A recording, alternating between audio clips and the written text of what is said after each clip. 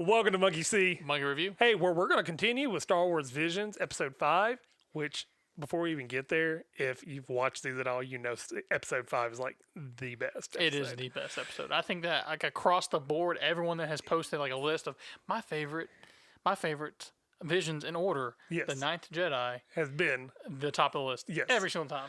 yes. So the Ninth Jedi is what we're covering. Absolutely fantastic. Yeah, it was beautiful. So the art in this one, the style in this one, the storytelling in this one, the lore being brought into this Yes. one, amazing from jump to end. Like it's by far. Honestly, you could look at it like a pilot for a new series. Yes. That's how good it was. Yes. And they set everything up where you could do a legitimate series off of this one episode. And like this is episode 1. It's like, okay, I'm on board. I'm hooked. Yep. Let's have some fun. Yep. So loved it. Loved everything about it. This touched on so many different things. Great Yes. characters. The characters, Kara, phenomenal. Yep. The Magre, he was great. We had all the, I mean, even her little droid 4-9s, Yep. he was hilarious. So great episode. Loved it. So beginning with the episode, you get this over dialogue. It's telling you the story of where we're at as far as like the universe. We're actually hundreds, if not thousands of years after episode 9. So we're so far in the future. And again, this is not canon. These are all this is Disney's version of a what if for Star Wars, Which is beautiful. which is beautiful. I love it. I'm begging for a season 2 where we actually continue some of these stories. It'd be great. We know that one of the one of these episodes actually got a book.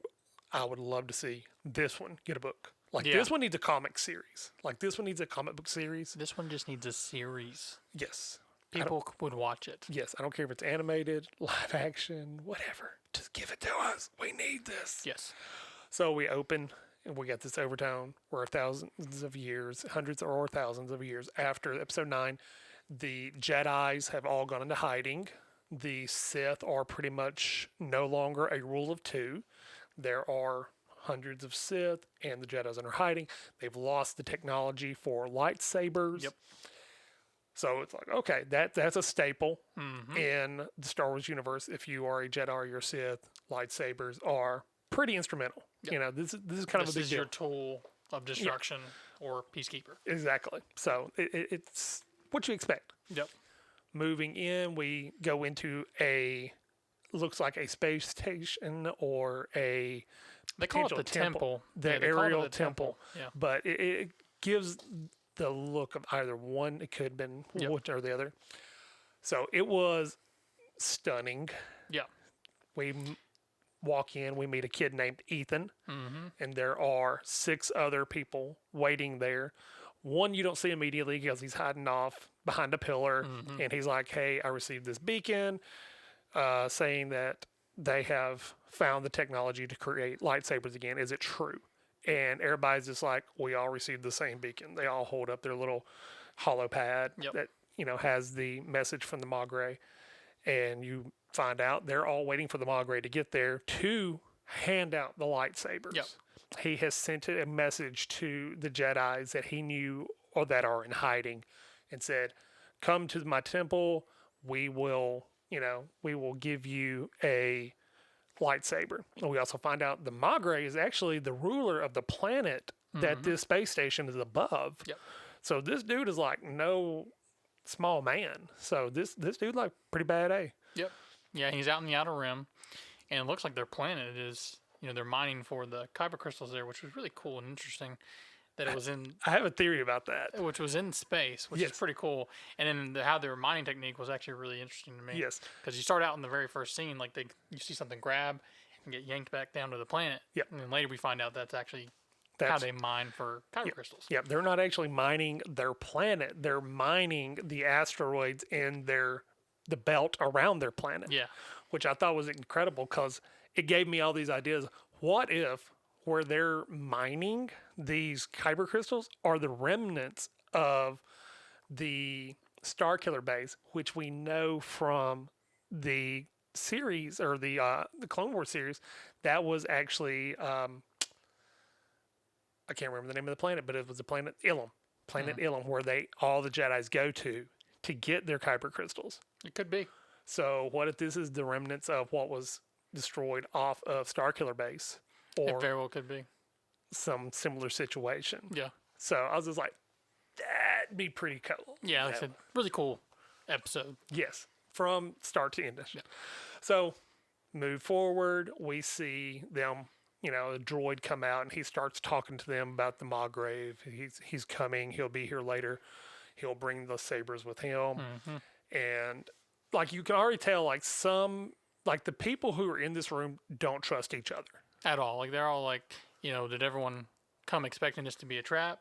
Yeah. Thinking that they would survive, or they all come for a lightsaber thinking it was worth the risk? Yes. Yeah. Yeah. So that was automatically, it's just like, ooh, the stakes are higher now. I like this. And then the guy that comes out of the shadows, didn't he say, I sense the dark side in this room, not just the light? Yeah. So you don't know who's playing who's on what side, because every one of them visually, except for the guy who came out of the shadows, are wearing white robes. They're very attractive, they don't look intimidating. No.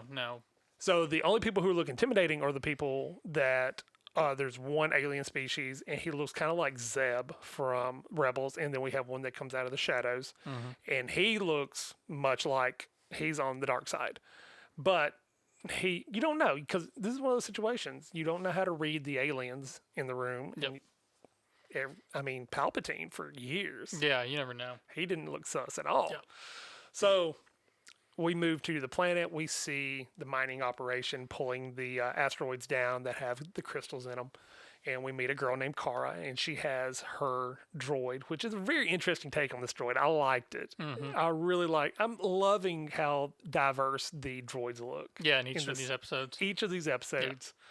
So moving on, she goes back to her father's, forge, and we find out he is the Saber Smith. Yep.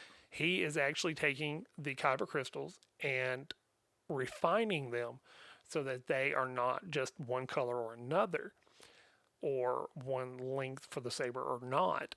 He's refining them so that they reflect your connection to the Force. So if you're light side, you will get a blue or a green or a yellow saber. Or purple. Or a purple. Yep. Or if you're connected to the dark side, red. Yep. So pretty incredible. I love that, because that kind of looks back a little bit to some of the lore from before Disney bought them. That different colors meant different things. Yep.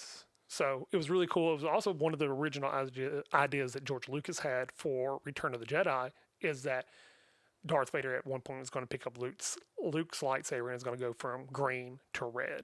So that, like, the Force had an interaction on the kyber crystals, which I thought was really a cool idea. I like that idea, but they took it to a whole new level in this one. Yeah, because when Kara activates the lightsaber to play around with it, it doesn't have color at all and barely has a blade to it, which is very unique. Yes. And she's just like, why? She kind of brings it up so that you get the backstory. Like, why is that? And her father, the Sabersmith, explains it. He's like, your personal connection to the Force will give it its color. Yep. But the saber itself can be a bigger saber or a smaller saber depending on the wielder's, stature. Yep. So that was really cool. Loved it. We see a ship land outside the forge, and automatically her father, the Sabersmith, is like, hey, come here. You're going to deliver these for me. Take these to the Magrave. She's like, well, are you not going to do it? He's like, I think we've got some new customers coming in, so let me take care of that. And hugs her, embraces her, hands her the lightsabers, ties them around her waist. And she's like, you're acting funny. Like, this is the last time you're going to see me. Long embrace. Yep. I'm proud of you. Real emotional moment. And he's just, oh, no. But I'll see you later. Yep. Two gentlemen walk in wearing masks and a really cool looking hat. I like the hat. Yeah. So they're like, are you the one making the illegal lightsabers? Whatever gave you that idea? Right. Who told you that? The same person who told you to make them. Yeah. Is like, wait a minute. Snap. Wait a minute. We know that the Magrave has been the one who commissioned this. What's going on? Yeah. So, anyways, they fire at him. He deflects it with the Force. Beautiful. Beautiful. I mean, because it was a really we've seen this a lot now in the series, but the way he does it, like he doesn't hold it in place. He just like He just deflects it. He deflects it straight to the side, like what we saw Darth Vader in Episode 5 on Cloud City, when Han Solo started firing on him. He just like, I thought he absorbed his Vader. Did he not? No. He deflect them? I guess that's another reason for us to go back and watch them again. Yeah, that's true. Yeah, but yeah, so it was cool. He directed right towards the furnace. Obviously, there's going to be an explosion, and then as she's trying to leave, then she turns around, Dad, and he's on the ground, which is interesting because no one died in that scenario where he's right beside the furnace. The other two guys right beside the furnace, anime, and then the other two guys just walk up and grab the dad like we didn't get hurt at all by this. Yeah, and then he tells her to flee. Yeah, so she takes off on a speeder bike, which we didn't get to see a lot of speeder bikes and things like this in this series as a whole. Yeah. But like this one set the bar. It was cool. The whole chase scene with her was really cool. Yeah. Yeah, it was one of my favorite parts of the episode. I mean, the episode really just built to the end. But yeah, it was cool. And you could definitely tell that she was very strong in the Force. Even the guy that was hunting her down, said this child's strong in the Force. Yeah. Because she's... Yeah, she's not backing down. No, she's handling herself, and he's firing at her. She's taking the lightsaber that she does have that still has very little to no color. Yep, it's more gray, clear than anything. Yeah, so she's deflecting all the blaster bolts that he's shooting at her and just knocking them away. She then, like on the speeder bike, turns it around, starts flying backwards, and it's deflecting more shots. Yep. And eventually gets to an opening. She runs up, Luke Skywalker style. She jumps off, takes her lightsaber, slices the speeder in half. He goes flying. He's alive. Yep. Again. But then she jumps back on her speeder, which swings back around for her. Yes. Yeah. Apparently her speeder is well trained. Or the droid is somehow helping. That's the only thing I could think of. Right. 4-9 is back there with a little like gamepad. Like, I got this. Yep. And then she goes to meet the old droid pilot that is the only one that's still working, drinking some tea, but it's probably oil. Probably. I assume it's oil on his break. Yeah. It's like the slowest thing ever. Yes. Like, somebody else can do it. You're the one that works. Why not then? Then he stands up, folds his arms behind his back, and takes a step. Takes a step. Like before they cut away, like she's actually behind it pushing. Yeah, because he is just taking his time. Yeah. So they start to take off. She looks out the window as they get above the planet, and they see the kidnappers' ship taking off, and she knows that her dad's on that. Yep. On that ship. So she's like, "Okay, Dad." They land on the Magrave's aerial temple, and she jumps out, and she's met by the other Jedis and the robot, and they're like, "Who are you?" She's like, "I've been sent to bring these to the Magrave," and she lays down all the lightsabers. Of course, everybody like flips out, like, and they all grab one. Everybody grabs one, and they're just looking at it, holding them. Nobody's ignited them yet, and they're just like, "What do we do?" And she's like, "Can you help my father?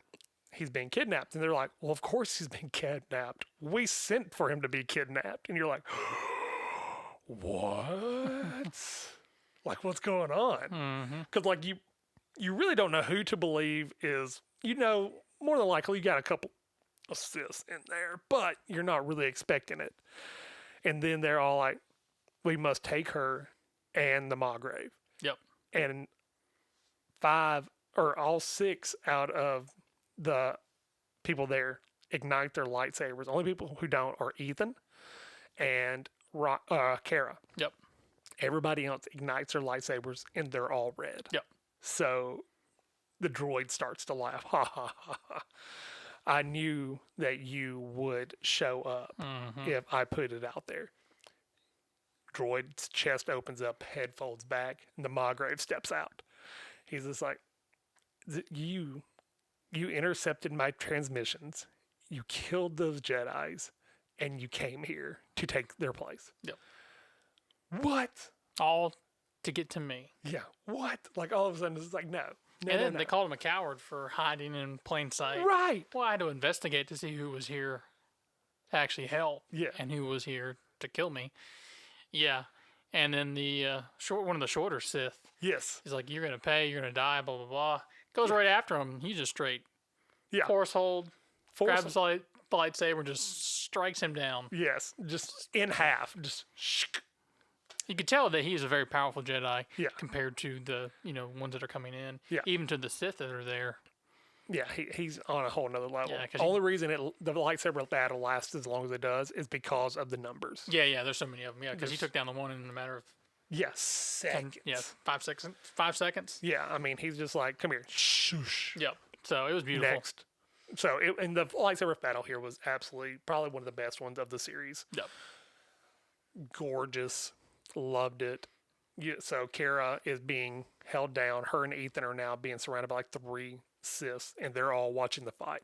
Well, she still has her lightsaber in hiding. She pulls the lightsaber out. She jumps and deflects. Yeah, well, right before that, they tell her that your dad has been taken by hunters to a far-off planet that you'll never see him again. Yes. Yeah, and then she attacks. Yeah, so she goes pretty much ham. Yeah, and then the droid, nice moves. The old droid that flew up there, nice moves. Yeah, so it's pretty legit. And then they finally all end up in the same room as the Margraves, cutting down people still, and then a couple more of them go to help him. Just try to kill the Margrave, and again he's just slicing people down left and right. Yeah, and then you finally get, I guess, probably the more powerful Sith that's there. Yeah, the one gentleman, the one that you can kind of tell is leading. Yes. Yeah, he's been the most vocal. Yep. And so that's pretty cool. Their fight with the Force lightning. Yeah. That comes in, and then you can. And it's red. And it's red, and then you could see like the glow of his body when he's doing it is red, and the glow of the Margrave when he's blocking it is green. Yeah. It was really cool how they did just the colors and stuff throughout this episode. This whole episode. Yeah. So I liked it. Yeah. So they're fighting. He gets the upper hand. Kara comes in to help the Margrave, and Ethan is now fighting one of the aliens that we saw earlier. And as he's fighting Ethan, he's got the red lightsaber, and he's I thought he was fighting the girl, because hers goes green when she's fighting him, and then his goes purple in that point, because he realizes that hers goes green, and then he looked at her like, "Who are you?" as his blade is changing colors. Yeah. But he's still in attack mode and ends up attacking Ethan. Yeah. And then she goes to help the Margrave. Yeah. Margrave knocks the last Sith user over into a giant crystal. Yeah, which I'm wondering if it's a giant kyber crystal itself, or if it's just a nexus kind of point in the Force that has like strong light side abilities. Yeah. Because he burst into flames. And the lightsaber was perfectly fine. Yeah. In that situation. Yeah, the lightsaber was cool, laying there. Like the Margrave even like pulls it back to himself, like as the Sith disintegrates. Yeah. And she's just like, Margrave and then Kara's like, Margrave, can you help me? Well, they stopped the other guys from fighting first. Yeah, the other, and he said, "This is not you." And he said, "I'm sorry. I got overwhelmed by the darkness of the other guys that were in here." Yeah. So he wasn't a Sith, but he just kind of got overtaken by the Force around, and kind of imitated that situation. It definitely overwhelmed him to the point that he kind of lost himself in the Force for a minute. And then he finally came back whenever he see that his blade is purple. Yeah. Yeah. Then she's talking to the Margrave like, "Can you go help my father?" Blah blah blah. Yeah. And beautiful. Why don't you become the Ninth Jedi and please join us as we try to bring peace and rebuild the order to the galaxy. So I loved it.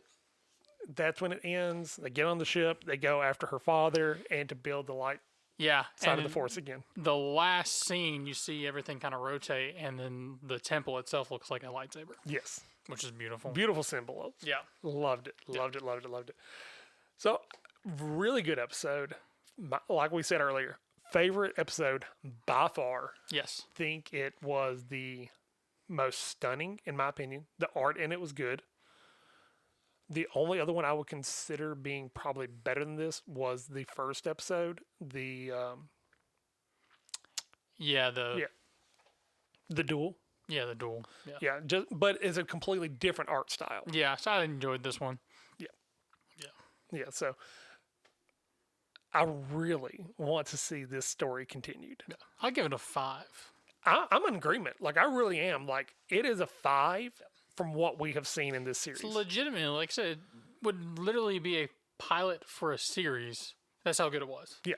And it was, what, 20 minutes long? I think this one was the second longest clocking in at 20 minutes. I think the longest one is 23 minutes. Yeah. So relatively short, and they covered a whole lot in that time frame as far as like backstory, Characters, and then also what could become in the future as far as like, okay, there's going to be a hunt to save her father. There's going to be a hunt to find more Jedi. We're going to rebuild the Order. And then obviously there's other Sith out there that we're going to have to deal with. Yes. So just beautiful. Yeah, absolutely. From the jump to the end, like I've said 2 or 3 times in this episode, it was stunning. Yeah, it was great. Yeah. So if you haven't seen it, definitely go watch it because it is probably... It's my favorite episode. Like, there's no other way around it. Like, there's been some other great episodes, but this one by far is the number 1 episode for me and a lot of other people I've asked. Yeah, 100%. So, watch it. Favorite character?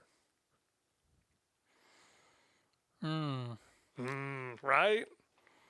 So many good characters. Probably the Margrave, just because he was in the shadows, being just clever. Yeah. I like it. I would love...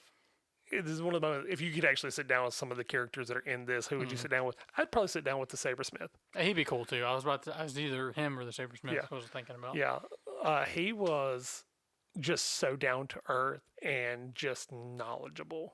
He was powerful Jedi too. Yes, he was. You could tell. So it was very cool. Yeah, so I'm really excited to see, because I don't know, like, this one has gotten so much attention. I would be surprised if they didn't do more with it. Oh, you never know. Like, if they don't do something with this, at least the story, the characters, this one set the bar. It did. This one set the bar far and above. And you can do whatever you want to. It's not part of canon. Right. You know, the actual timeline for Star Wars. So you can do whatever you want to with it. It makes no difference at all. Right, exactly. So it's beautiful. Give us a great story. And we're just going to run with it. Yeah, exactly. So I hope in season 2 they do continue this story and these characters. Yes. So, but loved it. Tell us what y'all thought about it. Do us a favor. Hit the like button. Subscribe. And leave a comment because we want to talk to you about it because let me tell you, as you can tell, we love talking about this episode. So we love you guys. We'll see y'all next time. Bye, guys.